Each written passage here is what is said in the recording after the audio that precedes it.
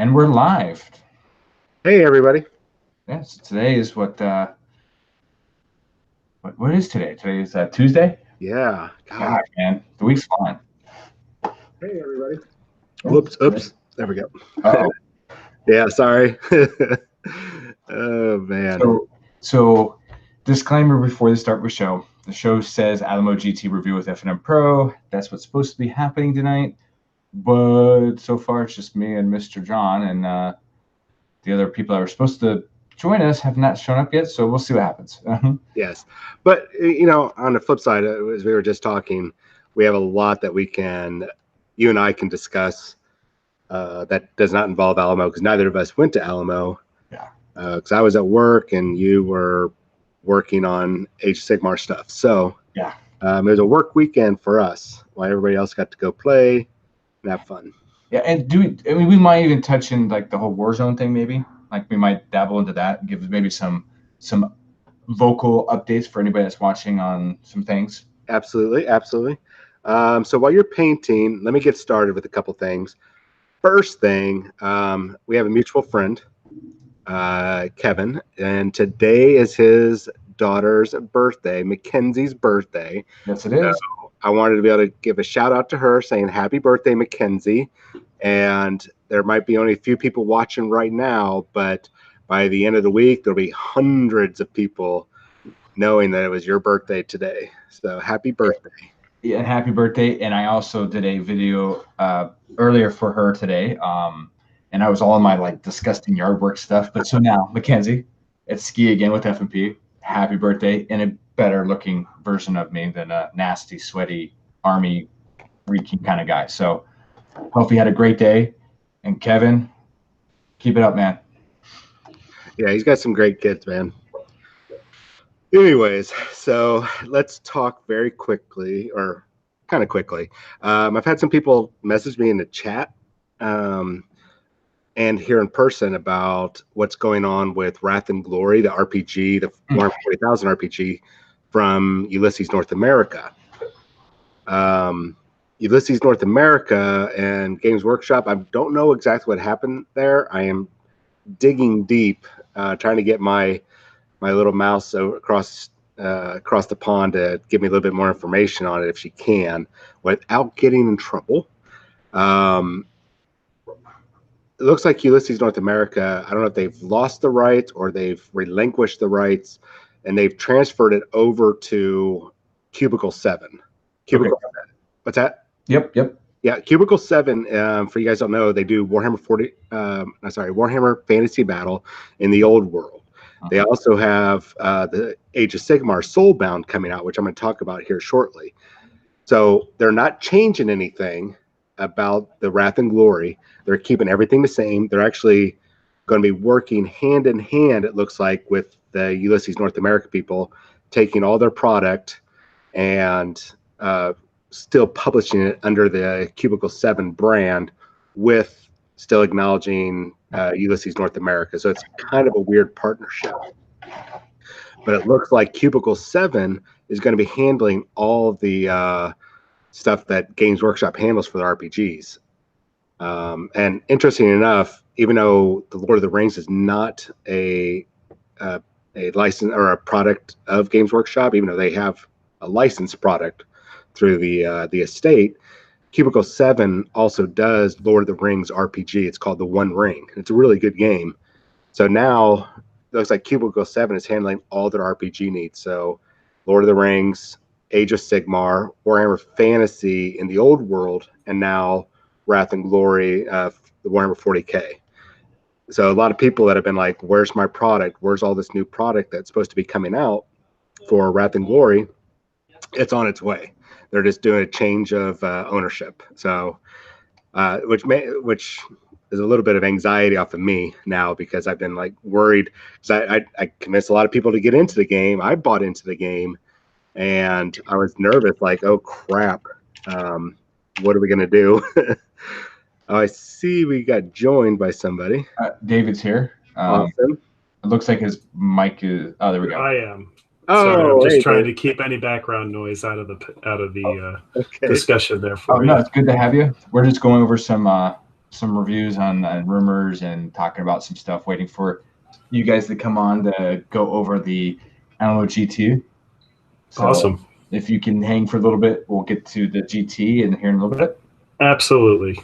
Excellent. I appreciate you showing up. Well, now that he's here, so that's all that's going on with Wrath and Glory. So don't panic if you bought into it and you're really super excited about it. That change in ownership, just everything's going to stay the same. Just a different company's going to publish it. So yay. And that means also they're kind of very prolific in publishing material. You look at the One Ring, and they've got source books after source books and adventures. So this is a good thing. Cubicle 7 is a very good company. They crank out a lot of good product. And they also have a very popular game called Lone Wolf. It was based off a book series, if I remember correctly. And they got the Doctor Who game. So it's a good thing. And continuing on with them, the Age of Sigmar Soulbound, the test mechanics have dropped. And it's very similar, at least the dice mechanics is very similar to Wrath and Glory. It's using a D6 system where basically you have a difficulty number, say difficulty number 3, and you take your pool of 6-siders, roll them. 1, 2s, or 3s are failures, 4, 5, 6s successes. And that pool is like your training, your physical stats, all that kind of thing. They got a variety of tests, like simple tests, like if you just want to hit somebody, or complex where you need multiple successes. So it's a good thing, and because they basically are building the D6 system is kind of it's an open game license, and it's a very simple system to learn and understand, but it's very it's got a lot of complexity to it because of all the different options that you can add in. So if people worrying about what's going to happen with the Age of Sigmar, is it just going to be bland fighting game? It's not. Well, it should be. There's a lot to it. I mean, especially if you read the books. Like I've been diving into the lore finally because they have so much. They've been at the beginning. I didn't because the fact they needed to create one, and so now that they've had years and I've been starting to read it, and oh my gosh, there's so much behind the scenes things that's happening that it's unbelievable on some of these characters and stuff. But what do you feel with the old 40K? You know how they did percentiles, right? Mm-hmm. How do you feel this pulls up to that system? Is this going to be a better version that will help streamline the game and make it a better what do you call it, indulging feeling? Like it's no longer like a dice game. It's more like, okay, you can dive into the story and do like old D&D, you dive into it. Yeah, I do. I mean, we played the Rogue Trader game for about a year and a half. We've tried a couple of other games, and we loved the old percentile system, but it was very clunky because you're adding up all these different percentiles. So I got 12%, 37% over here. This gives me 25%, and then this guy's giving me a 48% negative. I mean, it got very time-consuming trying to calculate the whatever your successes is or your actions, which is the only issue I had with the original game. Okay. So the new game with this very simple dice system actually speeds up gameplay. So you're not spending an hour to do one little firefight between a bunch of, cultists and your party of not inquisitors, but acolytes or something. Real quick. Yeah. Who asked? Was it John Doe asked what I was painting, and I am painting I don't know what to exactly name it. It's in the book, but it is the lower half of the tower for Age of Sigmar. Okay. Let's see here. Just so people get a better view. So this is the tower. Oh, it's beautiful. And so I did the top inside for everybody that hasn't seen it. I got some more work I need to do to it to make it a little bit better. And then I'm actually painting, and everybody's like, "I gotta paint the inside." I'm like, "Yes, I am." And so right now I'm painting the inside wood, base coating it. Awesome. But it's for Age of Sigmar. There is actually rules for it, and which is I started reading all the rules, and there's some crazy things that people I might start using more terrain, universal terrain, than I will my own personal terrain, because there's some really cool rules with some of this stuff. But Yeah. I'm paying this for Tamagami as well as for Warzone. So Awesome. Well, I won't dwell too much longer on the Age of Sigmar Soulbound. It's still in the development stage. So, but the one very cool thing I just got to say before I move on to the last two bits is the Age of Sigmar game, the Soulbound. It's going to really delve into the day-to-day lives. I said it, I think last episode, day-to-day lives and how city life is. So it's not just the constant battlefield that you're seeing. It's giving you more of the intrigue, the more interactions, all the role-playing opportunities that we don't see through the tabletop.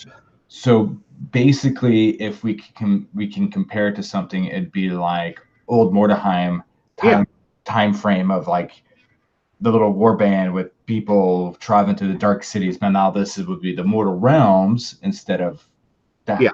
Okay. And if you play the Warhammer Fantasy role-playing game, just take that sensation of the different environment, what you expect from that, and just transfer it over to Age of Sigmar. So instead of you running around with a rat catcher, now you might be running around as one of the Caradon, the Overlords. yeah, and the dwarfs. Yeah. You might be a Stormcast Eternal dude, and your buddy might be one of the dwarves, and then your girlfriend might be the Fire Slayer or something in the group or whatever. So that's what you're going to see. So there's not much else that like this. This week's release is kind of big for Age of Sigmar, but next week, finishing out in May, is just going to be a bunch of filler stuff, I guess, the best way. For all those that have been waiting for New Blood Bowl and Necromunda, Necromunda is getting a new book called the Book of Peril. Yep. And it's just adding on more Bad Zone rules, bounty hunters, new type of gang, and a whole bunch of dramatists, bunch of special characters, including my favorite character and probably the most famous character for Necromunda besides Mad Donna is Count Jericho. I was just going to say that too. yeah, Mad Donna. They've redone her model, but I'm like, they might need to retweak that. I'm not going to get into that. And we just got another person that's joined. So there's Eric. Thanks for joining us, Eric. Oh, awesome. Eric's here. Yes. Can't talk crap about him. Just glad he shows up so we can talk more about the GT. We're getting there. We're moving along as quick as we can, so you guys can just unload. Because I'm curious to hear. I love hearing how you guys do at GTs, and me being an old school player for 40K and old tournaments and our boys tournaments and stuff. It's nice to hear how things are going on the new side. So we got Necromunda, we got Blood Bowl. Yeah, the last thing I got to say is Warhammer Community has, I guess the Warhammer Community page or Games Workshop in general has teamed up with the War Scroll people. So the War Scroll Builder looks like it's going to be an official app for them or an unofficial official app. They're basically supporting it. And so this is very similar to Battlescribe. It looks a little prettier, if that's a word, than Battlescribe. But and right now it's only for Age of Sigmar. I don't know when that launches, but I know it is coming soon. Which really makes me wonder, because I like how their app, the Azerite app, works. I really enjoy it, how everything gets tied together. But the only problem is it's only for Apple. Yes. So this should be the problem solver for all. I hope so. Just a few of the screenshots I've seen, it actually looks fairly easy, fairly intuitive. There's ways to choose your point system, choose your alliance, and then it breaks down from there, choosing like allegiance and mortal realm, add your units. It basically has everything set up, and if I understand correctly, kind of like Battlescribe will have the little eyeball at the top that says, "Hey, you screwed up." They have basically hey, you're supposed to have this amount of people. There's a red flag. You need to fix it. Gotcha. So, So then with Age of Sigmar, let's just roll into what's coming out. So we have the Forbidden lore / spells coming out. How were the allocations compared to the last Age of Sigmar release? Is this a little bit better, or is it still kind of the same? well, some of the allocations are down. We still don't know why, but there's, I think that they were expecting, like with Loon Curse, they were expecting not too many people buying it, and they didn't anticipate that the popularity. So I think they might have been a little hesitant this time around. However, like the Forbidden Powers, we just got an email today. They upped our allocation. Okay, which is a good sign. Yeah, so good. I will be getting a copy, and I will be doing a review on it. Hopefully I'm going to be doing it Saturday, sometime Saturday. Hopefully, maybe I might pre-record it early. I don't know. Depends. But it's a game changer. The spells, like we went over them, the community went over them on the website, and it's, they're movement-based spells out of the realm of Sheesh, I think it is, or Sheesh, or whatever the Nagash realm. I always forget right now. My brain's kind of hurting.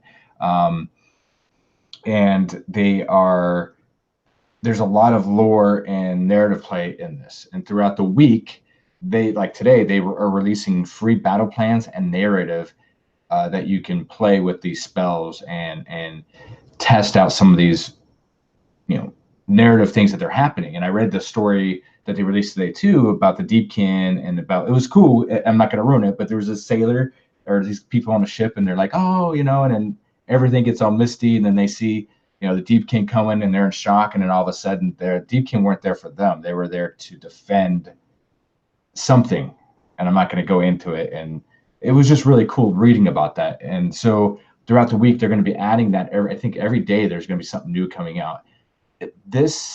They are really pushing the narrative, and it's not just Games Workshop. I talked to a couple of individuals, and Dallas and San Antonio, like a lot of the outer cities, are starting to run more narrative style tournaments now instead of the GTs, because it changes up things. But it's a change of pace, and it breaks that cycle. I know, I have a feeling though, they did say that this whole Forbidden and the narrative that they're going to do is going to drive the narrative in the future as well. Like they do every year. It keeps changing every year. Well, that kind of like piggybacks along with some of the things I've been hearing about how Games Workshop might change up how they do matched play for 40K. Not in the near future. I mean, we're looking at about a year or so away, but the reduction in points, yep. The way that not command traits, stratagems work, how many times you can use them, that sort of thing. Because there's a lot of their mechanics that speed up the game, but there's a lot of the mechanics that seem to bog the game down. Right. And this is why they have play testers. Yeah. And this is all rumor, speculation. Take with a grain of salt. Yeah, big grain of salt. So, but they're also wanting to push the narrative forward. If you look at the way they've been writing their novels recently, they've been centered in the now. The present of their current timeline, where in the past their books were all across the breadth of like between the 39th and the 41st millennia. Was it 41? And there was like 9999. Yeah. Yeah, there was no continuity. So they've shifted gears. They saw how it worked with Age of Sigmar. They're starting to shift those gears towards having that continuity in their storyline for Warhammer 40,000. What that will mean for the gameplay, I don't know. Well, they learned from Age of Sigmar too, because they destroyed the world. They did the end times, and I have all the books, and it was amazing. A lot of old fans, people were like, they were pretty butthurt about it, and I understand. Yeah, I see both sides of the fence in this. Now is the time to get back into the lore. Yes, you might not have certain characters or certain lore, but at least with 40K, they did it a little bit different.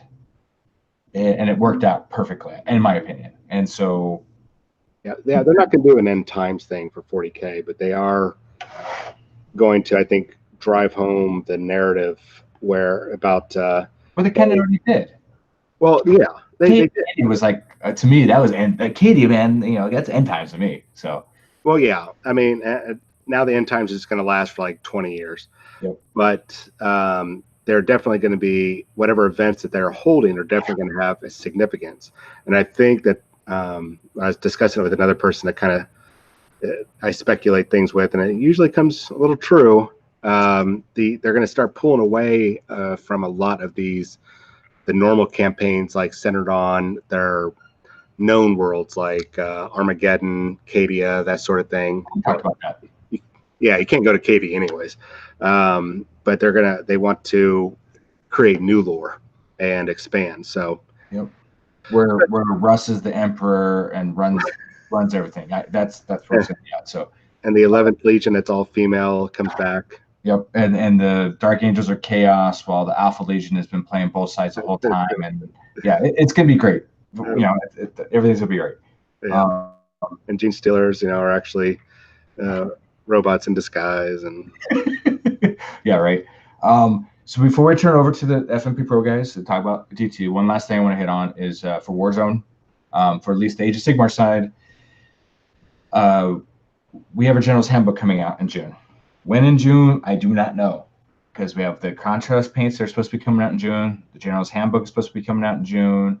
There's something else supposed to be coming out in June as well, something big. I don't know what it is in particular, just someone kind of hinted something.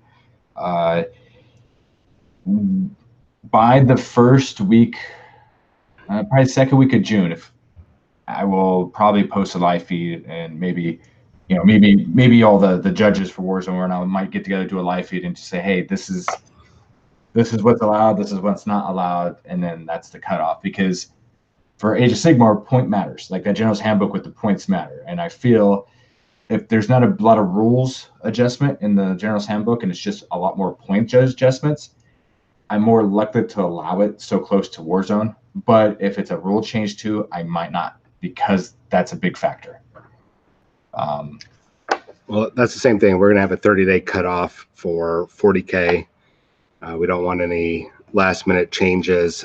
Yeah. As much as I feel like, if it's good enough for Games Workshop to wait the week before, should be good enough for us. But I've heard the arguments both ways. So just to be safe this year, we're just going to do the 30 days. Yeah, and ours is 30 days, but that General's Handbook is a major book. Like if it was like an army book, then I'd be like, sorry, you got to wait it out, because that's a major change. But this is going to be a major shift. The forbidden spells and stuff that are coming out, yes, they're all good. No mercenaries, because we're not looking for any mercenaries. Just the spells are good.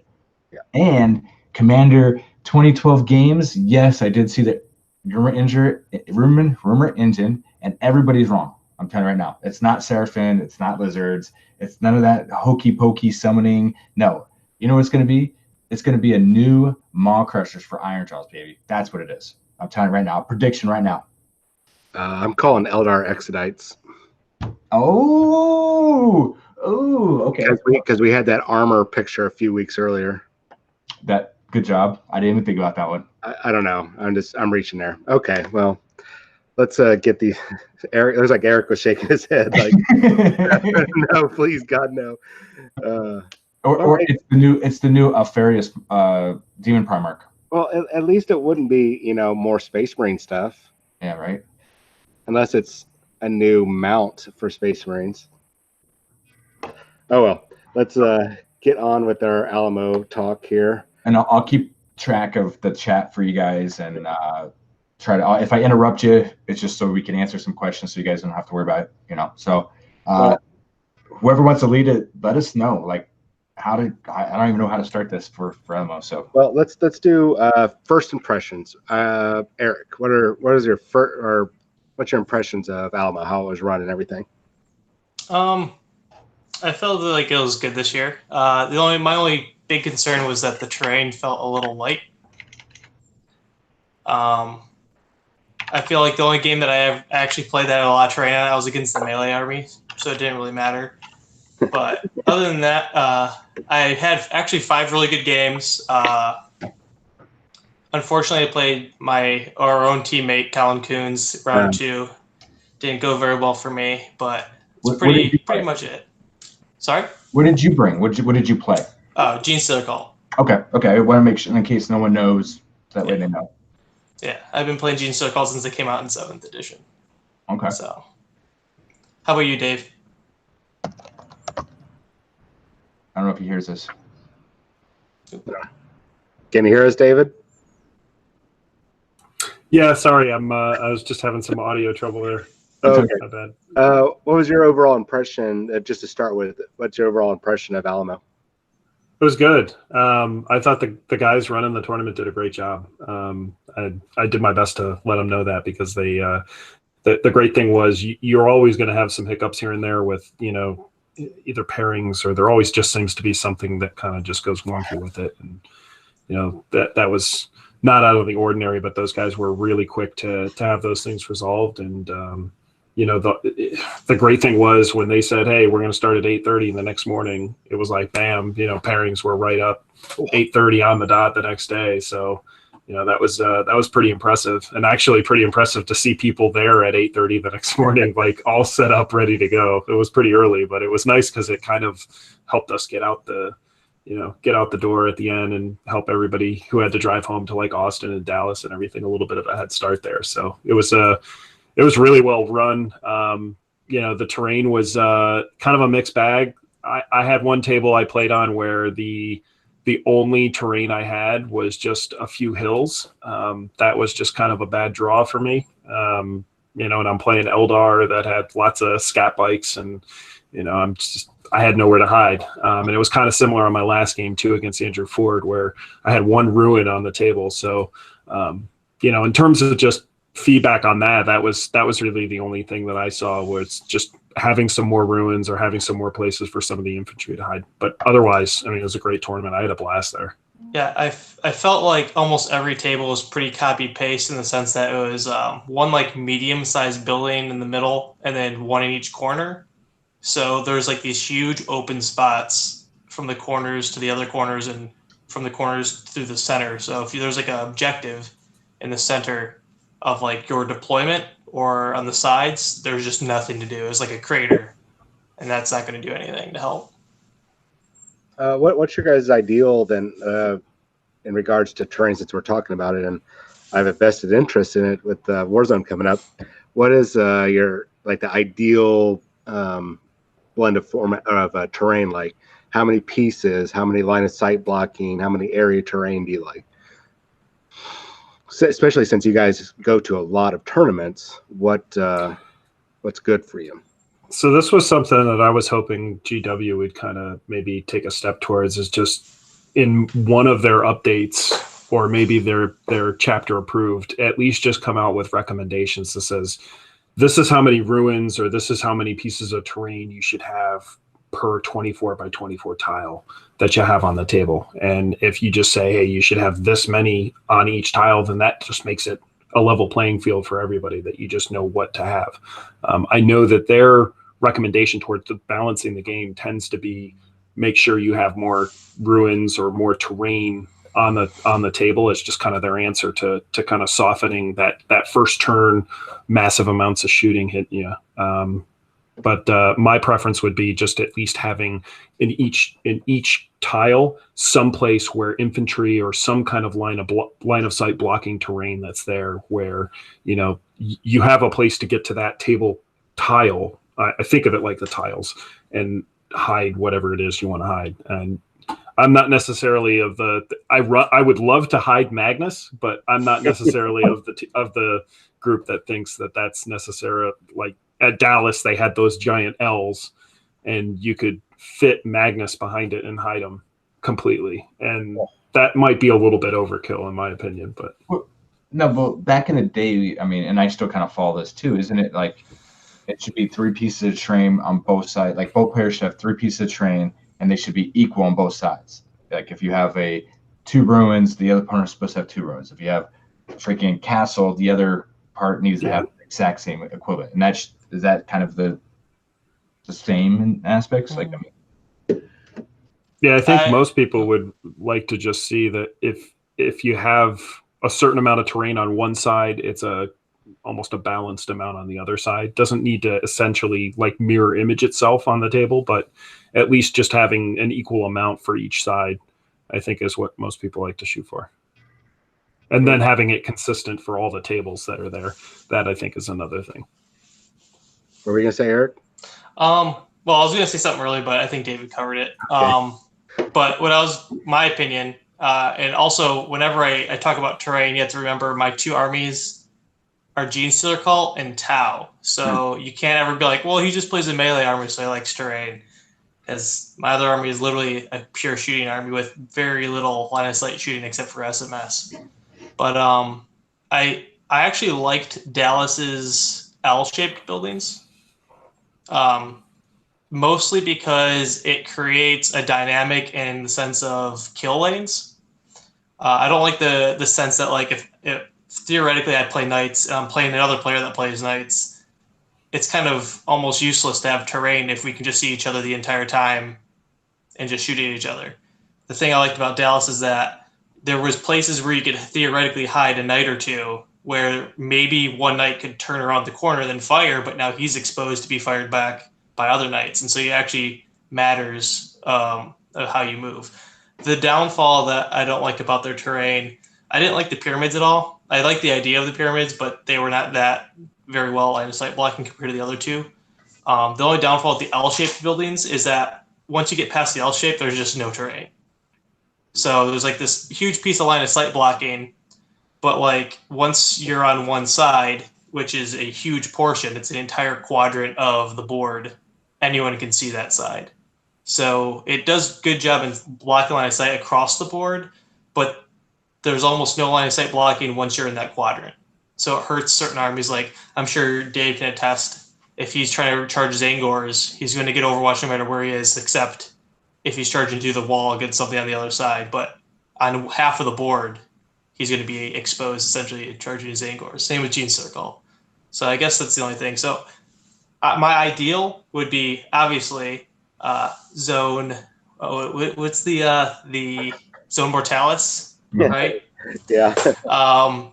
Obviously, I can't have that, but I prefer like a one or two huge line of sight blocking in the middle. I mean, I liked it even as I was playing Tau because it makes you have to think about where you want to move. Like when I wanted to move my Riptides, I don't want to get too close to what type of angle do I want to go at to shoot, but now I have to play. Playing a melee army where it's, I need it just to survive or else someone's going to get shot off the table anyways, especially with Knights being a huge meta army right now. If I can't hide, I literally just lose my entire army in one turn because of the output. And it's hard because you don't want to put too much line of sight, but then also you need those small pockets of like, air quotes, bunkers of terrain, not necessarily, magic boxes, but smaller places where you can actually put smaller units to use to hide once you get closer.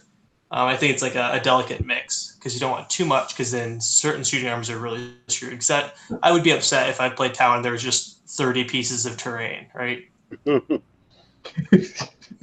can only imagine that. Do you guys like the ITC rule where the bottom floor is always line of sight blocking? Yes, I think that's necessary. 100%. Well, I think it's nice and certain. Sorry to interrupt, but okay. I think it's also necessary for some places to have like second and third floor line of sight blocking also, and not necessarily just be like, yeah, you can't see through this building at all, but build it so you can't see through it at all. Because certain models like I don't really play anything in Gene Circle that's more than one story tall, but if I was playing Tau and I have a Riptide, who cares if the first story is line of sight blocking? You're going to see my Riptide everywhere. Yeah. But I feel like there should be certain pieces of terrain where I could hide the Riptide. Same with like Magnus. I feel like Magnus is a little bit different because he's like twice the size just because of his stupid wings. But some things that are taller should be able to hide. Where if first line of sight blocking is that all you get, nothing's going to be able to hide except for super small infantry. Okay. Well, because I'm like looking at about 9 total buildings per table, where it's 3 very large line of sight blocking and then 6 medium line of sight blocking. So not as big as the L-shaped buildings at Dallas, but not they'll be a little shorter. So, well, I appreciate that. What do you guys think? Okay, so at Alamo GT, how are the missions, David? I thought they were great. A lot of it was just based on ITC. I actually really like the mission they have, Remember the Alamo, or the secondary they have. I think for some folks, you probably don't see it in the upper tables, but for the folks that are, more just kind of having fun, they know at that the second day they're kind of like out of it, or they're like, 0-3, 0-4, whatever. I know if you face the table and you're like, I know I'm going to get wiped by this guy. You're just like, well, remember the Alamo. I'm going to get some points here one way or another. So, well, for people that haven't gone, what is Remember the Alamo rule?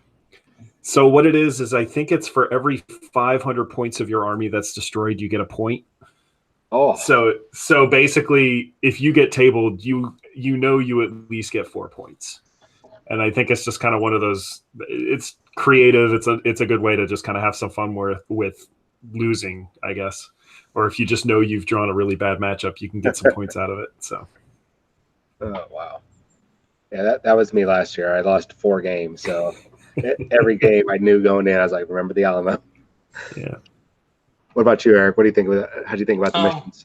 I mean, everyone always makes fun of me, but they know that I like the ITC missions, not for any point other than it's very stable. Like, I know they get boring and stale after a while. A lot of people think that, but I also like it to be like that because you have to look. I look at it like a sport. Like, you don't change football's rules at every single time you go to a different football stadium. They're similar every single time you play, and it helps you. It goes down to more skill-based rather than who practiced the missions more. If everyone's playing the same missions all the time, yes, they get boring a little bit, but it also brings out who has more skill, because if everyone knows how those missions play exactly because that's all they play, it definitely helps the skill take more front row. I think the cool part that Alamo does is the Alamo thing. I think that's what a lot of other people should start doing, is implementing their own secondaries, as long as they're not like crazy stupid. I think it'd actually be good if they like reduced it from 500 points to 300 points or something like that, and it actually become a relatively good one to take, because then you don't have to necessarily get tabled to get 4 points. You could almost get tabled, which some armies do, and still have 4 points. I think it'd actually be a pretty good like mission at that point, and I feel like other people could start adding in their own secondaries, or add like their own extra points, like bonus points, instead of like the bonus points for ITC. But I think the general idea is pretty. I always enjoy that one the most. So they use the championship missions for ITC then? Yeah. Just with the addition of Remember the Alamo, and they also have the don't they have like the some bonus points you can get for sportsmanship? Boy, I think David is on here. I want to say it was like basically if you're not a jerk the whole game and you're on time to all your games, you got a bonus like 20 or 30 points. I don't know about that. Okay. Not saying yes or no. I just Okay. I don't know. So, what was your guys' favorite game?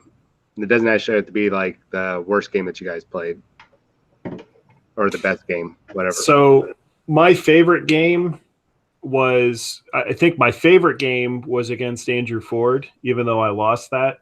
It's in how my matchups have gone in the past year with the tournaments. I haven't been able to get to the top tables, and this was the first year or first tournament where I was actually 4-0 going into the last round, and that got me to a point where I could actually play someone who I think he's right now ranked like 2 or 3 or something like that in overall in ITC, and to play a player at that level and to just kind of have a chance to try and do your best against them, and thinking, hey, there is a chance I could possibly win this, is pretty dang awesome. And I think that just for me, I learned a lot coming out of that match. But in terms of my best match, it was actually the game right before.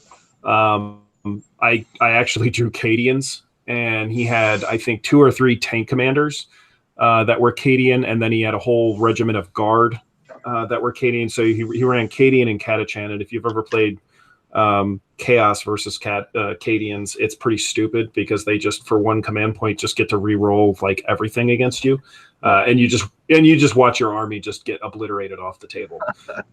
So what was great was I was running 3 Lord Discordants, and they pretty much just got right up on top of his army turn 1. He tried to throw a Calexis Assassin at me, and unfortunately, like, he had no way to get the assassin away from the Lord Discordants, and their Bale Flamers just took it out. So they don't care about the, you only hit on 6s because they're automatically hitting. And then after that, once I got through the guardsmen that were there, they were on top of his tank commanders, and he had a Shadow Sword in the back as well, which my Lord of Change took, I think, in 2 rounds of shooting, I think it took like 2 full volleys of the volcano cannon to the face, and he survived. So, he walked out of that pretty quick. And so the Shadow Sword was down in, I think, 2 rounds of combat from 1 Lord Discordant. He was able to take out the other ones just from, being able to fall back one way and then have the other. He did a really good job of like falling back in different directions, so I couldn't keep just tagging both of them. I would say one of the things I saw a lot of was there was a lot of folks that when you fall back, you have to make sure you fall back more than like 3 inches from characters, especially Lord Discordants, because if you're not planning on charging them again, I'm just going to heroically intervene into you. And there were a lot of times where I watched folks, fall back, not thinking about the fact that, all right, you didn't charge, so here's my guy, he's in combat with you again. So aside from that, those were my best matches. So, what about you, Eric? I played 2 people that were, my first game was against a guy. He's like, hey, this is my first GT in forever. I was like, all right. So I just felt bad with that one. He tried to make it fun. Second game was against Coons. I always end up playing a Houston guy round 2 for some reason. It gets really old real fast. Round 3 played Nurgle Demons. The guy was really nice. 4 I played against another guy that barely played. This was like his second ever GT in forever. And then my last game was against Redacted guy from up in Dallas. That was probably my best game. Mostly because I did a really cheeky play and I killed 3 flyers in 1 turn with body blocking. Oh, what is that?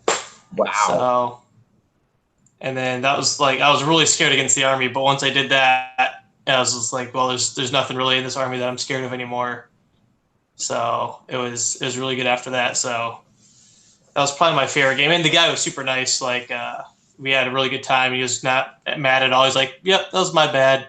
And so we just had a really good game the whole time, just joking around. So it's always good, like, when you do, like, I want to say, like, air quotes, like a dick play, I guess. They're not getting salty over it because, it's part of the game to move block, especially with Eldar flyers. You feel really good when you do that. But well, I wouldn't say it's a big play. You're playing a strategic tabletop game, and people need to understand when you pull off a combo, even like a video game. Oh my god, I pulled out that 99 combo. Oh, everyone's like, oh, that's a dick move. I'm like, no, it's part of the mechanics. Yeah. I agree too, but some people are just like, wow, you used like a cheesy rule of the game to take advantage of. When I agree full that in competitive play, it's you use every rule to your advantage as long as it's not some gotcha thing. But yeah, as long as it's legit and 100% legal, at that point, there shouldn't be any bad blood, right? Yeah. Let me ask this. What did you guys do to prep for Alamo GT? Nothing. You just went in at cold turkey? Yeah, I had to change my list up. I was just gonna say, I think I had 1 practice round, 1 or 2 practice games before Alamo. Yeah, my list was pretty much the same from Dallas, and I think Eric's was probably pretty similar. Like we had the core of our army, and we maybe tuned a couple things in and out of it. So, I kind of knew what it could do. I added a few things, and I was able to play a couple test games, against the other FNPro guys, and we learn real quick, like what works, what's the right thing to take, and how am I going to use this in the list. And I think when I initially, for an example, I initially started with 2 Lord Discordants just to kind of see how they did, and then I immediately went to 3 for Alamo. So that's just kind of what you find out. Yeah, with the FAQ, my list changed up a decent amount just because I got hit 3 times with the nerf. So I was just like, well, it can't do the 9 CP combo with the Gene Circle anymore. So I was like, what can I do that does the same thing that I can also put in my army without losing, all of what I have? So I've been toying around with another combo, and then I moved some stuff around. I was able to squeeze that in there. And it worked out pretty well. There's certain matchups the combo doesn't work as well against, like the bikes do, but then there's other times where the combo works better against than the bikes did. So I guess it's a decent trade-off. Yeah, I was going to say, Eric, didn't you run with the Gene Store calls? You got at least the double whammy. Something happened with the bikes, and of course the mental onslaught, I believe it's called. Yep. Those pretty much hurt you big time, didn't they? Yeah. And then the other one hurt a lot of players too. The Brood Brothers strat. I don't use Brood Brothers. I don't use the combos in Brood Brothers like other people are doing, but that also hurt a lot of lists. Especially Clifton, one of the other big, huge Gene Stealer cult players of Texas. He runs a lot. He's like, I just finished painting 120 of them, and now they're all useless. But yeah, the 9 CP bike combo was pretty big, and then the onslaught combo.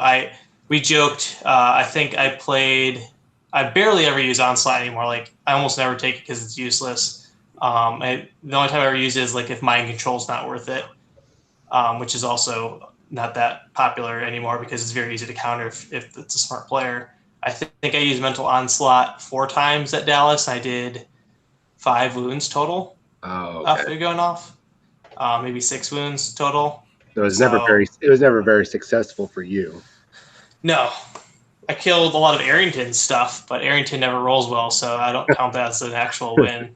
That is true. That is true. But yeah. So question then too, since you guys are the veteran players, you guys know the missions, you play your armies, you know them back of your head. Even when an FAQ, you know how to adjust. What would you say to everybody else that doesn't play in a lot of tournaments but they want to? What would you tell them they should be doing to prepare? You want to go first, David? Or you want me to go first? I don't know, David. Did David hear us? Yeah, I can't hear Eric, so I'm doing my best to kind of track here. So did he? Sorry if you can relay that to me. He was just Eric was just asking if you wanted to field the question first or not. Okay, all right. Sorry to delay that one. I was thinking about that. So, not to kind of self-promote it all, but I have a podcast that I do where I interview other. Self-promote. I have a podcast where I try to get a hold of the folks that win, the majors that are out there, like Jim Vessel, Matthew Ali, those guys. And I do my best to try and pick their brains a little bit about like, what did they do?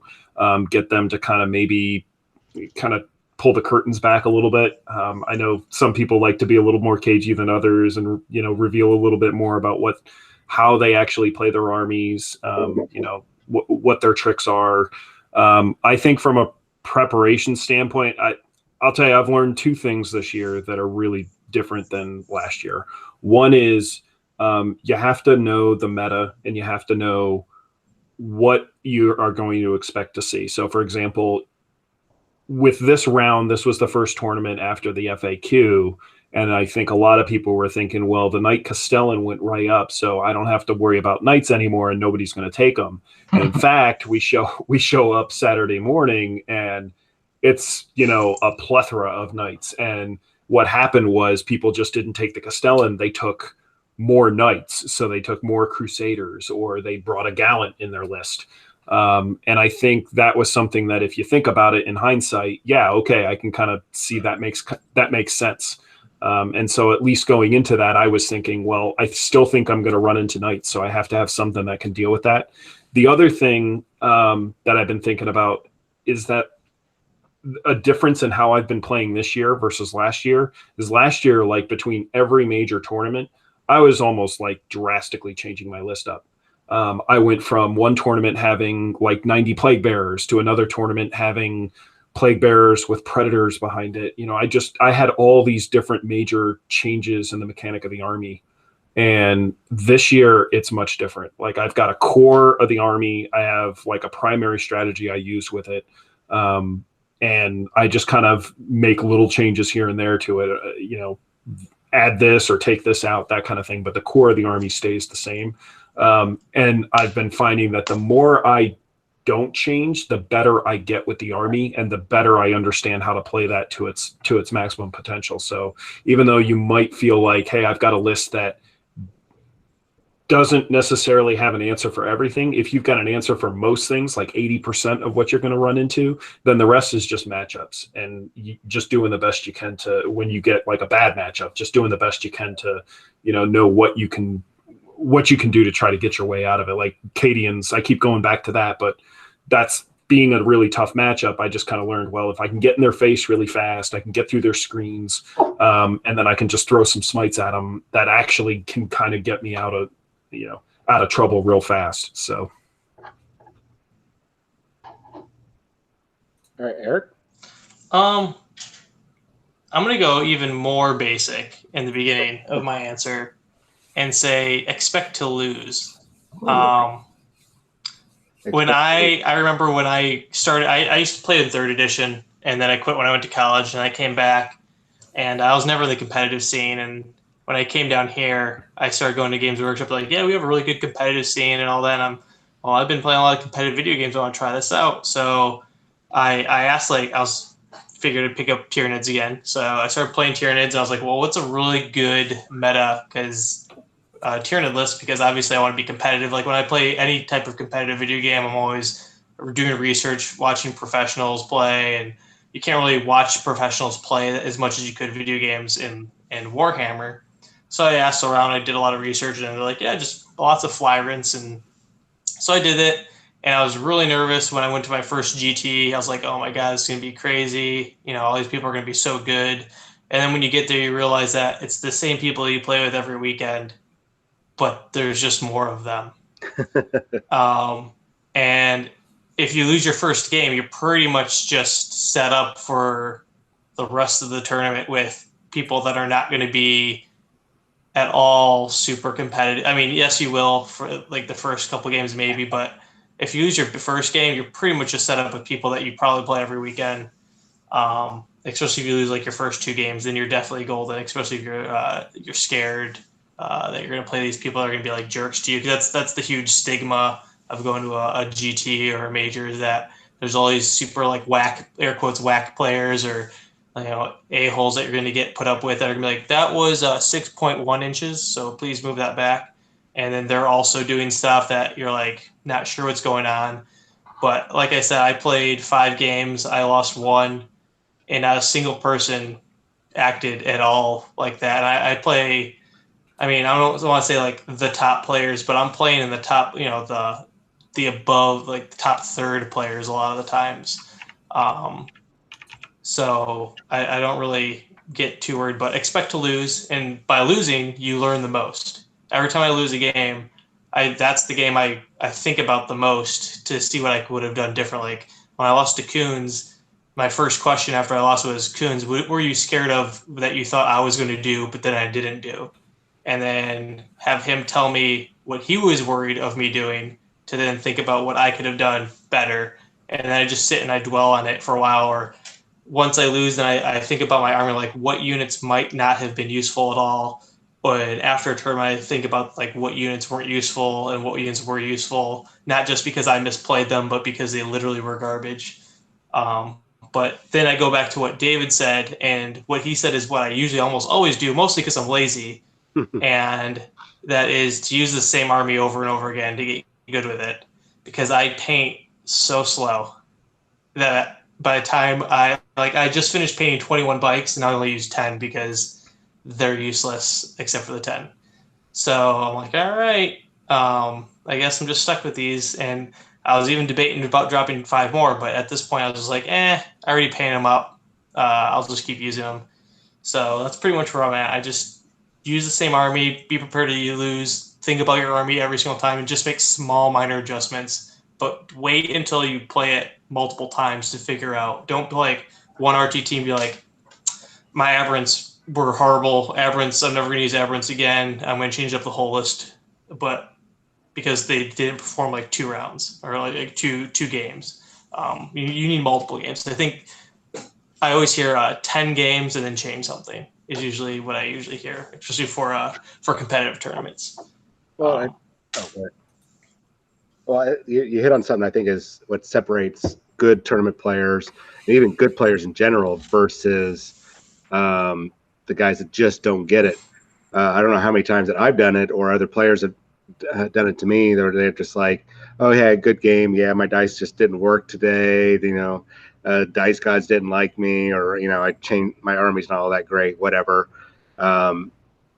It's at those moments where we should be asking those questions, like you guys say, is what were you worried about with my army? What should I have done differently against you? It's asking those follow-up questions that you can actually learn about not only your opponent's army but your own army. And I think a lot of people just don't do it. They just neglect to do it because they're a little pissy because they lost or they're just worn out or whatever. So that's a very good point that you guys brought up.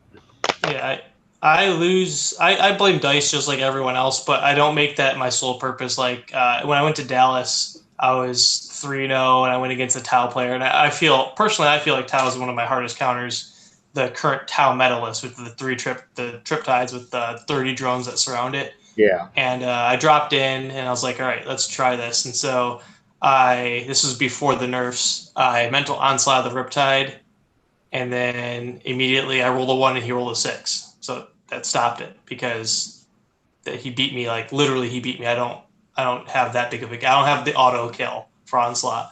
A 1 and a 6 does it. I was like, all right, so I'll re-roll at the command point, and I rolled another 1. I was like, all right, so he lives with no wounds dealt to him. So now I have to somehow survive this turn with 3 full Riptides, and I did. And then the next turn, I was like, all right, let's try it again. So I did it again. I did 1 damage. So both these times where I should have killed a Riptide, and then also I tried to mass hypnosis another Riptide so I could charge it, also didn't go off. So I was like, well, my whole army's on the board now. I have to make an assault. And then Tau does what Tau does and killed me in Overwatch. But it was pretty much that. I was like, honestly, I don't know what I could have done there, which is why I wasn't really mad at my army. And I was trying to think of what I could have done different. I thought of a couple things I could have done different to make it less so much about the dice, those 3 spells going off, even though the percentage of those dice going off the way it should have been was way more in my favor than it wasn't. But that's how competitive play is mitigate as much chance as possible and make it as much about tactics as possible. All right. Well, I know that, just get back on Alamo real quick. I know that they have a really awesome awards ceremony at the end there with their prize support and everything. Since you guys have gone to a lot of GTs, majors and everything, RTTs off to the side, what do you guys think about when it comes to event prize support? And you can use Alamo as a reference because they give out the Jim Bowie knife, engraved ones and all that stuff. What do you guys prefer? Do you guys like to get product, or do you guys want bona fide trophies? Is that something that basically tickles your fancy when you're going, or is that even a motivation for you to go? Yeah, that's a tough one because I think you're going to get mixed answers from people on that. Me personally, I think for the folks that kind of are playing the game on a really, really tight budget, especially competitively, they're going to be really happy to get product or get free stuff because that kind of helps them boot their next army or whatever next project they got going on. But there's probably another group of people that are not necessarily playing quite as restricted in their budget. They're much more willing to just go out and just drop money on the next thing if they need to. And in those cases, I think they're probably going to weight a little bit more towards like a trophy or something where it's like, hey, I think the ITC trophies they give out at LVO for best in faction, those kind of things. Similar things I saw Dallas do this actually, I think last year, where they gave faction trophies to like the best Thousand Sun player, the best, Grey Knights player, etc. And the major factions all got their trophies. I think those tend to be pretty cool because if you're going to play competitively and keep doing it, it's the kind of thing where you can kind of build this like, you can get these memories of here's a tournament I did really good in, and just kind of have almost like a trophy case of the stuff and your accomplishments, and that can be kind of rewarding. One other thing I'd add is there's a couple of us that actually were able to kind of finagle tickets to Warzone Atlanta later this year. And one of the concepts I thought was really cool that they do is they do prize brackets where each basically if you're 1-0, you're playing all the other people that are 1-0, right? But by day 2, I believe how it works is if you're say 2-3, you're then competing with the other people that started the day as 2-3 to see who the best 2-3 players are at the end of the day, or the best 3-3 players for that matter. And the prizes themselves are the same for each bracket all the way down. So for example, if you're 0-5, well, you could be the best of the 0-5 players, or, and you're going to get prizes that are just the same as the folks that win at the very top, aside from maybe a trophy or something like that. And I just, when I heard that concept, I was like, that's actually really cool. I might have to steal that. That's pretty cool. Actually, I think that's very ingenious, and that really makes people, in my opinion, just hearing that while I'm painting makes people, I wouldn't say attitude, but that helps sportsmanship and attitude. They're going, look, I still have a chance. I still have I can get something out of this. I spent the money and invested in this big GT. There's still a chance for me to come out with something. Yeah, or it keeps the folks that, like you're saying, if I'm 0-4, in the last game, I'm sure there's a lot of people that just kind of give up and just go home, and they're just like, I've had enough. That honestly, losing that many games, unless you got a serious attraction to just losing lots of games right in a row, that can be hard to do. But I guess that kind of keeps people coming back like, hey, I have a chance here, and then it gives other people matches and it keeps the thing going. But can I caveat something you said too, is that people that drop and go home, I feel over the years of seeing tournaments and seeing looks on people, that is probably to me one of the worst things people could do, because you're messing with somebody else's game that they have a chance to play.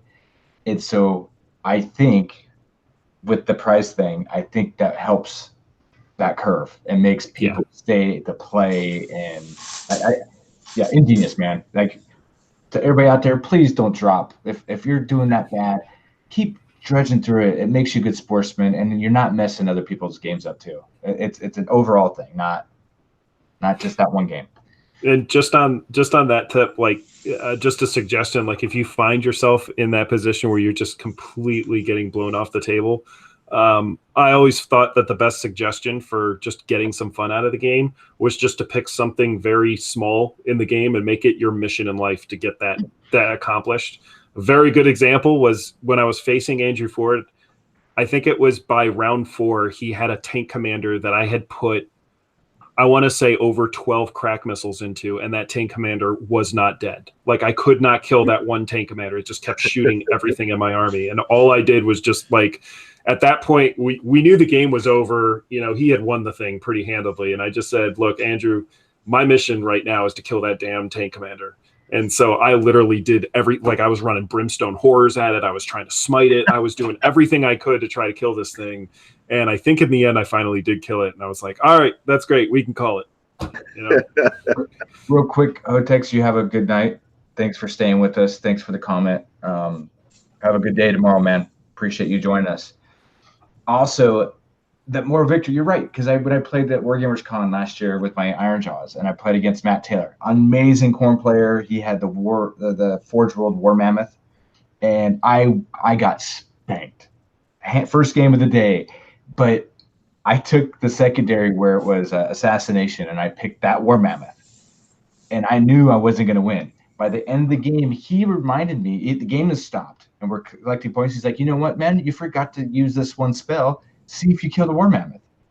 The spell goes off. I kill the war mammoth. Moral victory. Didn't matter. Like, that was like everybody was cheering for that moral victory. Everybody around it was like, that is amazing, you know. So you're right, man. You're right. Hands down. What is it that like drives you guys to actually go to the events? What is it that draws you guys to go to like the Alamo GT? What was it? Is it the ITC? Like you're chasing ITC points? You're going to win the trophies and prize support, or is there something? What is it that like it just basically makes you guys want to go out there and do that? Because I'm not a very competitive person, even though I do like to play. I don't have that drive. So, and there might not be a lot of people that have that drive. So, or maybe they don't even know why people go and do it. If that question makes sense. For me personally, I think it's to show how good I can be, compared to everybody else. That's why I've always been a competitive gamer, since playing video games, competitive video games, you know, Overwatch, League of Legends, StarCraft back in the day, Counter-Strike. It's just showing, I want to know how good my skill is compared to everyone else's skill. Currently, so in this rendition, I guess it'd be to get as many points as possible, not only for like my personal self, but then to see if we can, you know, beat and win the Texas Team Championship thing going on there. I think that's the big part, because then you have camaraderie. You know, we're always talking in chat, the FNP guys, like how we're doing, what's going on, how much better we have to do at the next tournament. And then I think another big thing is just how much fun it is to go there and see everybody and hang out. I think that's my favorite thing about going to Vegas every year, is just to see people that you haven't seen in the entire year. This past one that just happened, I saw a guy I haven't seen since college. He like messaged me on Facebook. He's like, "Hey, are you going to Vegas?" I was like, "Yeah." I was like, "I didn't even know you played." He's like, "Yeah, I'm going to Vegas too." And you know, I play. I was like, "Oh my God, that's awesome. We should meet up over there." So I saw him. I haven't seen him in like 8 years. So just seeing everybody and hanging out, and then just being able to test how good you are amongst everybody else, and then kind of getting that rep. Is also always fun, you know, when people are like, "Oh yeah, you know, I had a couple of people come over to me during the game, and you know, they remember my army because it's got tau bits on it. Like, can you hurry up and actually get your army put together so you can actually see what it looks like when it's done? Because we've been waiting for years now." And so, yeah, I always like that part of it too. David? Well, for me, it's kind of echoing the same thing, I guess. You know, the challenge, I like the challenge, just kind of getting back to like, you know, why that was my favorite match from this past weekend, was just the challenge of actually knowing I'm going against a really good player. You know, let's see where I'm at right now and how much farther I need to go, or what's that next level of game being played at. I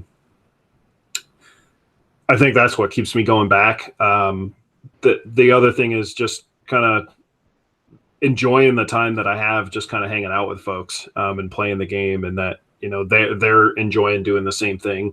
Some of the games are actually just kind of, you know, fun the way they play out. A lot, you always run into these really weird scenarios where you're trying to do, you know, like crazy stuff.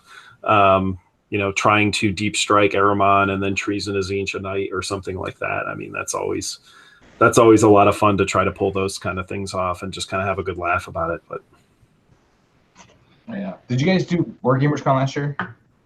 Yes. Did you hear us on the other side? Dan Norris screaming Slambo. Yes. Hey, that drives me, like, not just him screaming Slambo, but that's the type of environment where people are, as a groups of hundreds of people or whatever, just having fun and yelling and screaming and you know, I could be at one side of the whole building, and then someone on 40K, something happens, and then you hear this crowd erupt, and I stop and I look and I'm like, what was that? And then I have to find out. You know, after the game, I really want to know what just happened.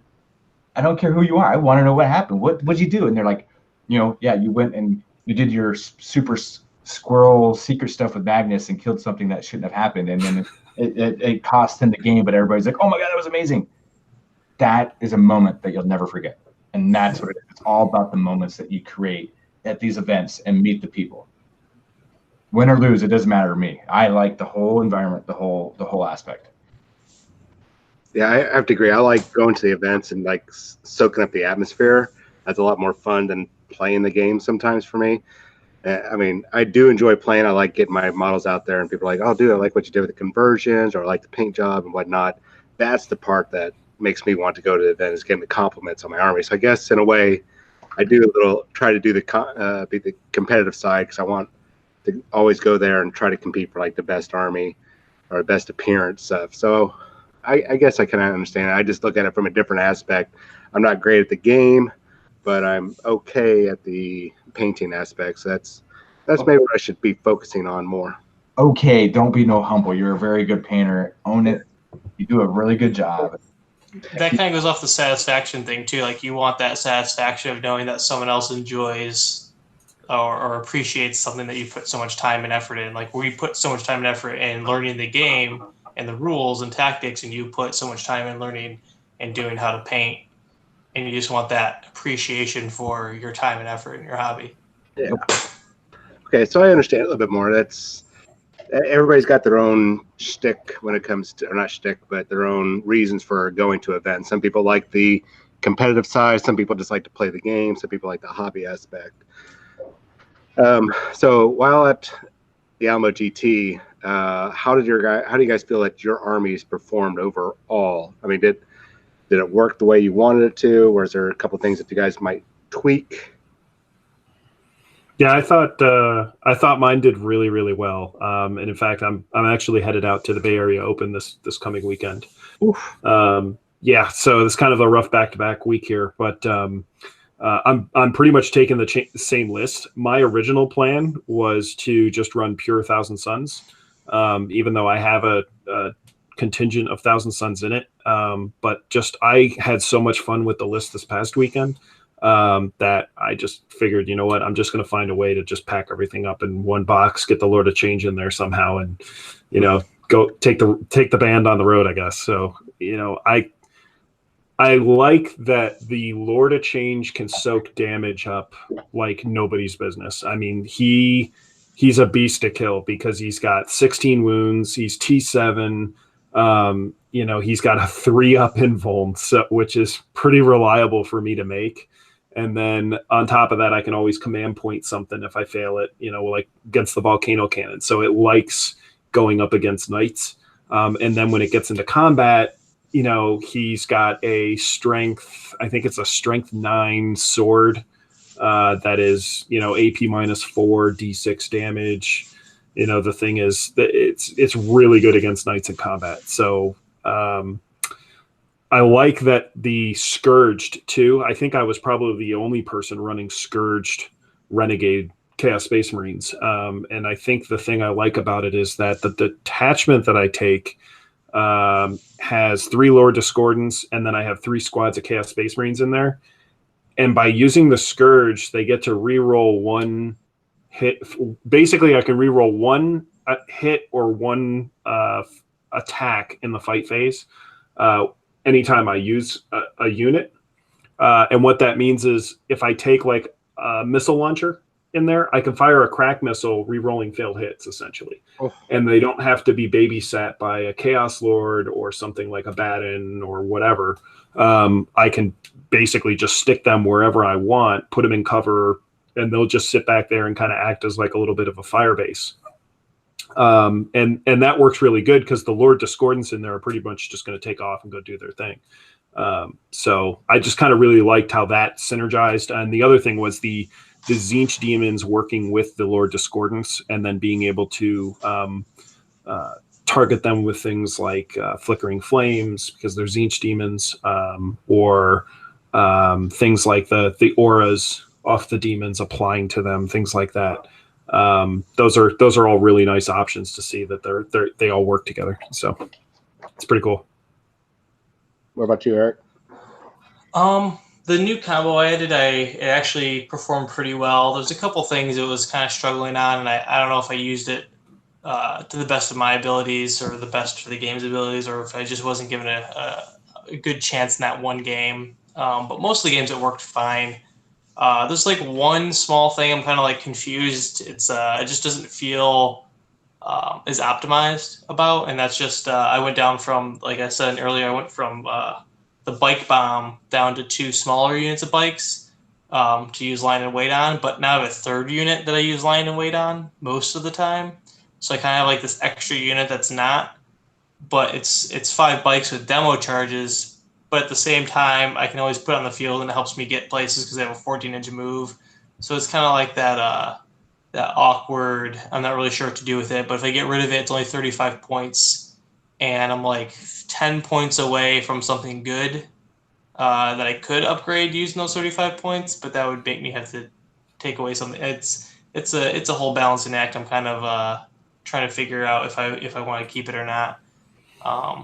But it's pretty much where I am with my list. The thing I just implemented in is I'm not sure how familiar everyone is with the Genestealer called combos, but it's a 19-man hand flamer unit for bladed cog.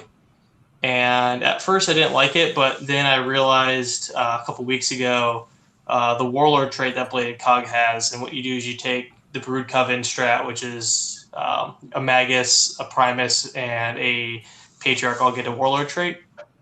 So the Patriarch just gets the Foreign Emperor warlord trait, which gives you D3 CP back and a reroll once per game. But what you do is you make your Magus, he's bladed cog, you give him the bladed cog strat, which lets you pick a unit at the beginning of the game, and you get full rerolls to wound against it, as long as any bladed cog is within 6 inches of that model.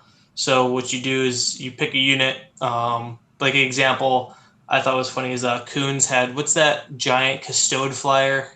Stupid Custode flyer. Ryan. Yeah, he had the Orion gunship, and I was like, well, I picked that. And so he flew it up right into my face, and it was a good tactic because I knew exactly what he was doing, because I know he wants it to blow up so his guys can come out for free and then just destroy you on his turn. But I was like, well, it's either that or he just shoots me and I don't do anything. So I went to town on it, and I deep struck all line and weighted my 19-man flamer unit, and I double tapped it with perfect ambush, and just hand flamers alone with that trait did about 13 wounds to it.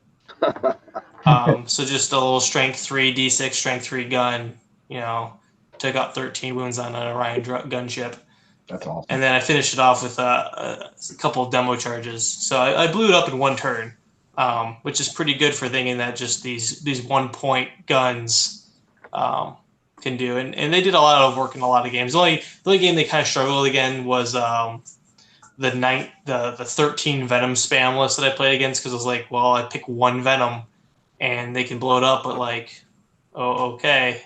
It wasn't that good of a trait to use it on, but it was just, his list was just a really good counter to my list. I still won by 1 point, but it was a struggle. I was going to ask, because the Ynnari updates came in the White Dwarf. Mm-hmm. What did you guys see the change? What did you see about that, like at GT? Like, this was the last ride of Ynnari, actually, in their previous form. So we're not, what they did have in effect was what came out in the big FAQ. Okay. But not the White Dwarf changes. So okay. most of the stuff that Ynnari could do was still in effect. It probably hit Dark Eldar for this tournament a lot harder than it hit Ynnari. Okay. We still see the flyer spam lists for the most part, and those still, they still do pretty well. But this after this tournament is when we're really going to see it. So like BAO this weekend is probably going to be the first one where we really get an idea of what's going on. So we'll probably have you on the show again to tell us how you did and how that went. And absolutely. I can't wait. I'm actually excited because it's good to hear people that go to different things, different perspectives, and it's just good for the show too. So yeah, we've got myself, Colin McDade is going. I think Colin Coons is also going. So there's a good contingent of the FNPro team going out there. So the Bay Area Open. Yeah, I think also Jamie Krylon Master is going out there too. Yeah. Wait. Hart. Krylon Master. Brian Hart, my nemesis with Krylon. So did you guys enjoy the Alamo overall? Yeah, for sure. Is it an event you guys would like recommend for people to go back to? Absolutely. Yeah, The nice thing there is that it's like right by the Riverwalk.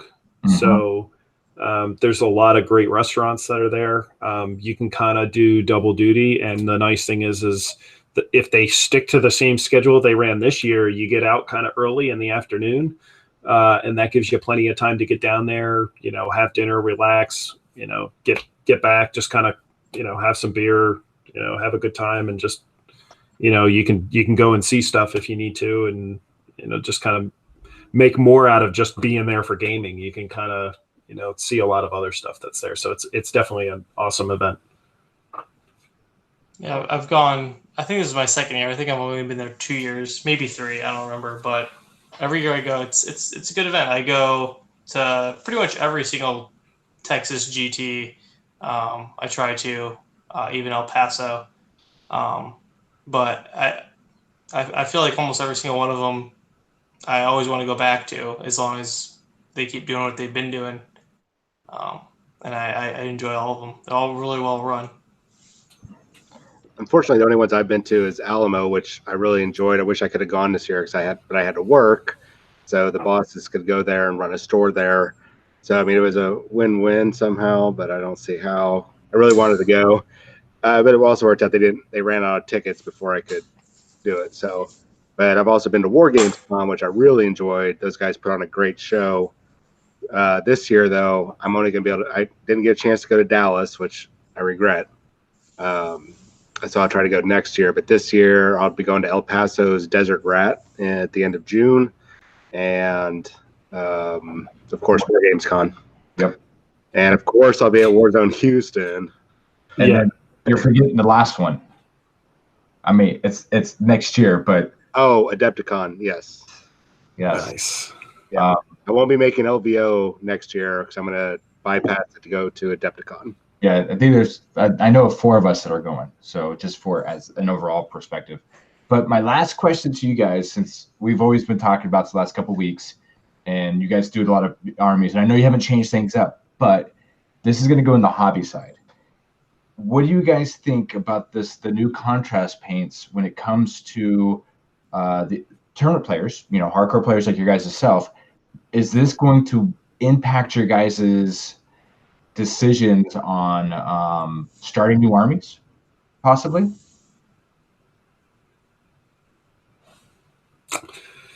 I guess no for me. I think the painting itself is more just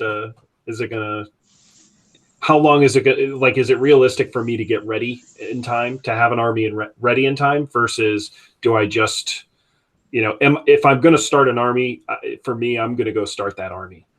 Whether it's like, for this tournament, or I have to kind of plan it out and say, okay, it'll be ready for the next one. What I will say is amazing looking about the contrast paints is I have something like 70 Zangors, and I know that Eric has like a ton of acolytes that he had to scrap together, I think, for Dallas. So, thinking about painting that many models and the details that are on them, and a lot of times you're putting more time into like your characters and your other models where you want to get them really detailed first, and then if you continue to play army, maybe I'll circle back and do the higher detail and highlights and things like that on the other models. But like my Zangors, I had my first squad of like 30 Zangors that I did, and I used the technique that Contrast uses, where you paint white and then you use a wash of some kind, and then all I did was just put like a dry brush on top of it and do little silver trim and stuff. That was so much better than trying to,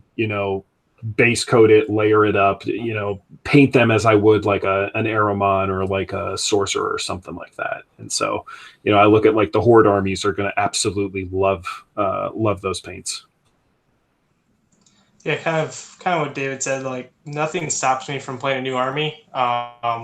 Pretty much at this point in how the game works, you're almost always building your current army, because what was good a couple months ago isn't that great anymore. So you have to continuously be making modifications to your current army. And I always find it better to stick to the armies you enjoy. So it's very rare where I ever deviate from wanting to play Gene Circle or Tau.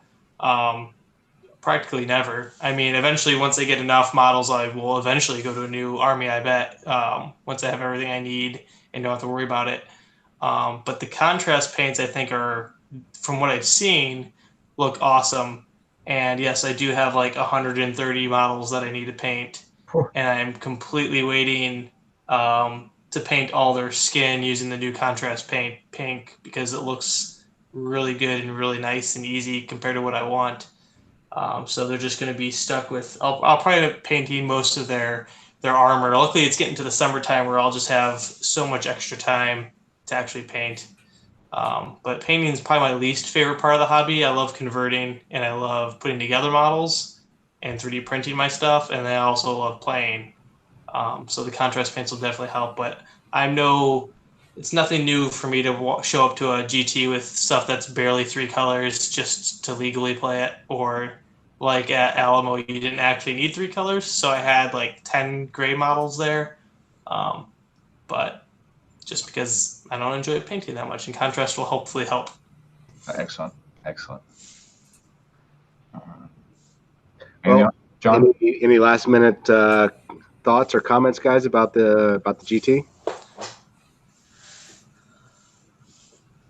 I was going to say that I have one of the things that I did at this GT that was kind of new is during my matches and after my matches, I was recording thoughts, like notes and stuff like that, like mental thoughts on my phone. And one of the things I'm going to be doing is compiling that and putting like a special podcast out for that. So if you guys are looking for it, it's actually, you can go to iTunes and just look up Tiskin Podcast, or you can go to the Thousand Suns subreddit and you can find it on there, along with like interviews with a bunch of the other players that are out there. But I thought that was kind of cool to kind of put that together. And I've been going back through some of them, and I'm remembering things that just off the top of my head I didn't remember. So if you're looking for like an idea for like, if you go to one of these events, and we were talking about before, if you're looking for a way to get better and learn from your mistakes and things like that, just take those notes and just be like, okay, right away, I know I messed up because I see what my opponent's doing here and I shouldn't have done this. And, just real quick mental notes, like, this is what you did, don't do this again, or try this next time. This might work better at those kind of things. So. Yeah, I really don't have much else to say about Alamo. I mean, it was well run, just like it is every year I've been to. You guys do a really good job. I expected exactly what I got out of it. I don't think there's really any super big drama that happened there. That was really big. Where like you're like, oh, it's all over the internet. I don't think anything like that happened. So it was really, really well done. I don't think I heard almost anyone argue a rule. I remember when the only awkward thing about the tournament is I'm not really sure what the meta is anymore, because somehow Necrons and Thousand Suns are the top winners at that GT. So it's just more confusing than it is anything else, I guess. That's pretty much it. All right. Ski, do you have anything? No, man. I think it's great. I'm glad you guys are on the show. I'm glad that we got to do a little bit of different aspects and different parts of it, and not just the tournament, hobbies, rules, all kinds of stuff, preparing. Yeah, I don't have anything else. I'm good. All right. Well, then if there's no other parting shots, then I really appreciate you guys coming on. So I'm glad you guys showed up, because we weren't sure what was going on. There's weird communications going on. Jonathan, who's normally on the show, is zonked out because he had to be up at midnight to go pick his wife up, and then he had to go straight to work. And that was after a night of eating like 2 pounds of fajitas at Lupe Tortilla. So he was pretty much dead today. And Alan and TJ had their own things going on, so I'm glad you guys came on because we were like, we didn't go to the Alamo. How are we going to talk about this? Which funny is too, because me and John were like, hey, get everybody on here for the Alamo. Me and John were going to step out to do a different show in a couple of days. The opposite happened. Yeah. Oh man, this is crazy. What a crazy. Well, it's always fun to come on here and talk 40K. I mean, it's just fun to talk about the hobby, even if it's talk about painting or competitive play or whatever. It's just fun. Well, I really like getting you guys on here because it also gets us an opportunity for our community. There's it's a mixed bag of casual players and tournament players, and so they can see that the tournament players and the actual tournament scene is not full of these win at all cost or whack players. It's good to have you guys on here because it helps dispel some of that myth about the type of players that are at these events. And so I really appreciate that. Yeah, I do too. I mean, I wish I had another Age of Sigmar guy on to help talk about these things. But hey, I can dish it out for 40K, so it's all good. Are there more than one Age of Sigmar person that you know? Because I only know like one or two, and it's you. So it's all, eventually, but there's dozens of you guys. Yeah, but it's all good. I know how to keep up. Yeah, if you guys ever need us to come on, even though it's not after a GT or anything like that, just always let us know. I'm always down for coming on. I mean, I'm on my phone right now. Unfortunately, I've been in my new house for at least 3 months with no internet, and I might have to go till the end of July, but I might be able to make something work. So, well, I appreciate it. I know we appreciate it overall. So, awesome. Well, do you want to do closing, Mr. John? You got it. Oh, okay. So yeah, that's around. So I want to say thank you for everybody in the chat, our Patreon supporters to help us, with our equipment and stuff. Everybody else in the chat that's been communicating, I thank you all. I thank Eric and David for coming on the show and talking about the Alamo GT and all the little aspects we asked. And I know I got some personal messages and said this was a really good show because of the communication and the Q&A basically of it, and which was great, a little bit of a formatted type. So I want to appreciate you guys and tell you thank you so much for that. I want to do a shout out to Clint just because he made it late. Just glad that you made it. That matters. And yeah, other than that, I want to say thank you all, and you all have a great, amazing night. Have a great weekend. And Monday is, what's Monday again? Memorial Day. Memorial Day. So thank you all the vets or any vets that are watching, or if you have family that are veterans, please support that and celebrate that. So thank you all. Have a good night. Good night. see ya.